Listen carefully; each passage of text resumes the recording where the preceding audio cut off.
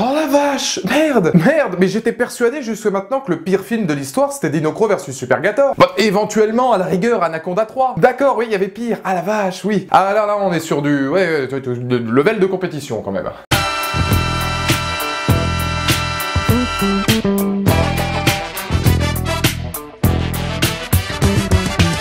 Bonjour à toutes et à tous, c'est Valou et bienvenue pour cette toute nouvelle vidéo, cette toute nouvelle critique consacrée à I did not kill her, I did not. Oh hi Mark. Oui, parce qu'il y a des phrases qui restent. Ou plus précisément à The Disaster Artist, un film de et avec James Franco et son frère Dave Franco, qui va justement relater l'histoire de The Room, le film dont je vous parlais, l'un des films considérés comme le plus grand nanar de l'histoire du cinéma, même si le film va aller beaucoup plus loin puisqu'on va avoir presque une biographie, plus qu'un film sur le tournage de The Room de Tommy Wiseau, qui était le réalisateur du film, de sa rencontre avec Greg, donc son ami et l'acteur principal du film, jusqu'à la première de celui-ci. Et avant de parler de The Disaster Artist, donc de James Franco, il faut relater un petit peu ce qu'est The Room pour tous ceux qui ne connaîtraient pas. J'ai appris ce qu'était The Room avec justement la sortie de The Disaster Artist, j'étais pas au courant du film à la base. Ça fait partie de ces genres de films qui sont pour moi de vrais nanars. Quand je parle de vrais nanars, je parle pas de série Z. Pour moi, une série Z, oui, c'est toutes les productions The Asylum, les Sharknado, les Dinocro versus Supergator, tous les films un petit peu qui savent qu'ils sont nuls mais qui jouent sur ces codes de nullité justement pour provoquer un rire, mais qui ne sont pas de manière authentique des vrais nanars. Là, on est sur un film, et c'est ça qui est intéressant, et c'est justement ça que nous montre très bien The Disaster Artist, qui est nul, mais qui essaie d'être bien, c'est-à-dire que c'est un film qui essaie d'être un classique. D'ailleurs, les réalisateurs qui sont l'inspiration de Tommy Wiseau sont des réalisateurs tout ce qu'il y a de plus classique, et des grands réalisateurs, on pense à Hitchcock notamment, qui se veut sérieux, qui est l'œuvre d'une vie de Tommy Wiseau, et qui justement fait partie de cette catégorie pure des nanars, puisqu'il n'essaie pas d'être un nanar, il est nul, mais comme j'ai jamais vu quelque chose comme ça, et le film le resitue très bien, en termes d'acting, de cadrage, de choix de mise en scène, de fond vert ignoble, tout est mauvais dans The Room, mais c'est ce qui en fait son statut de film culte, et c'est un film aujourd'hui qui a eu un statut de film culte, et The Disaster Artist d'ailleurs le vend très bien, puisqu'au début du film on va avoir énormément d'acteurs et de réalisateurs, comme J.J. Abrams par exemple, je l'ai retenu, qui vont expliquer en quoi aujourd'hui The Room est devenu un classique du nanar. Et The Disaster Artist, justement, est un film intéressant. Alors, il a fait énormément parler de lui en bien comme en mal. Aux États-Unis, tout le monde s'arrache le film. Il a été récompensé au Golden Globe pour la performance de James Franco, qui certes est ahurissante. Il a été refusé aux Oscars, justement, parce qu'en ce moment, James Franco subit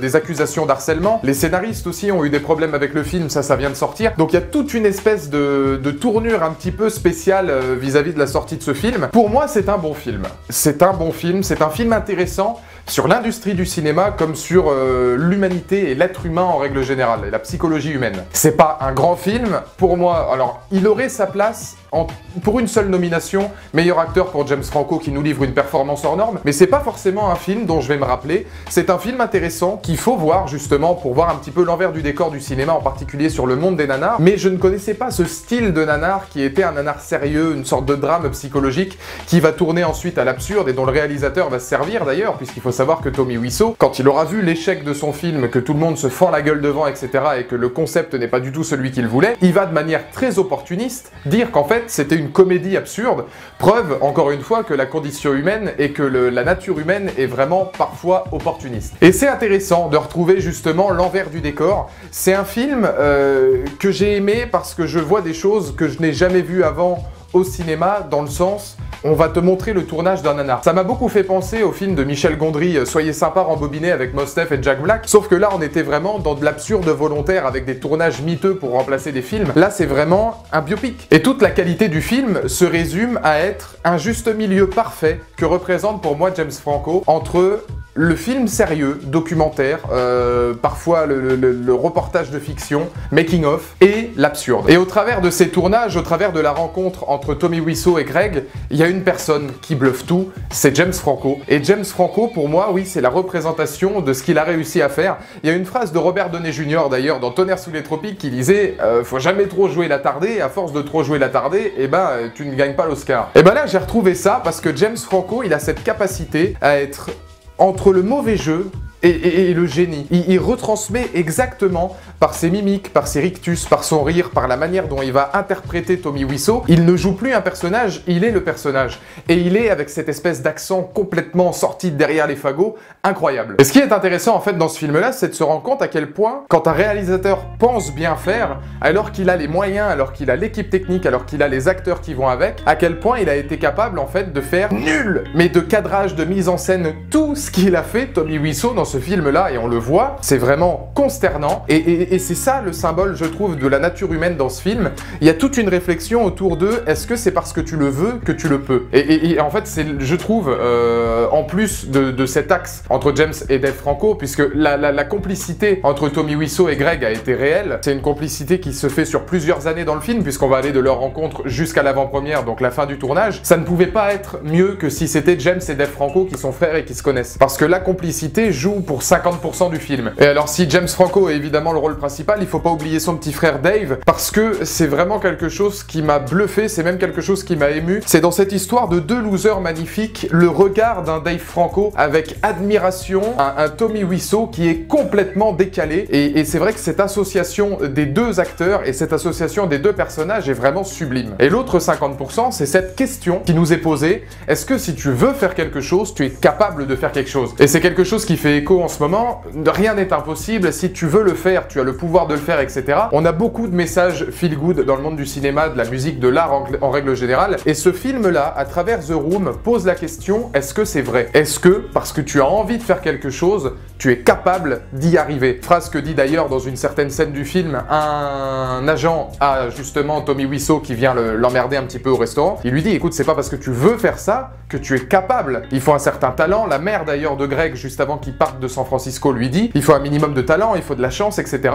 J'ai trouvé que c'était un film qui était capable, et ça c'est intéressant, de t'apprendre un petit peu l'envers du décor des nanars dans les années 90-2000, mais en même temps d'être toujours d'actualité aujourd'hui en 2018, peut-être même encore plus, en faisant comprendre que, eh ben, c'est 1 pour 1 million qui réussit à faire ça. Et c'est la même chose sur YouTube. Combien se lancent sur YouTube aujourd'hui pour un Mr V, un Kemar, un Cyprien, un Fossoyeur de film? C'est vraiment très très sectaire, et dans le cinéma c'est encore pire. Pour combien de personnes qui ont échoué, on a eu un Leonardo DiCaprio. Le film est capable de te faire comprendre ça et de te faire te poser la question, est-ce que finalement j'ai ce qu'il faut pour pouvoir le faire? Et il y a une ambiguïté énorme, parce que Tommy Wiseau, qui a les fonds pour faire son film, va aller contre vents et marées, contre toutes les logiques justement pour créer The Room, son bébé à lui, et c'est pour ça que c'est vraiment un nanar, c'est que c'est toute sa vie ce film-là. Et lui, il est capable d'aller contre vents et marées, donc il y a aussi une question de qu'est-ce que l'argent est capable de donner, etc.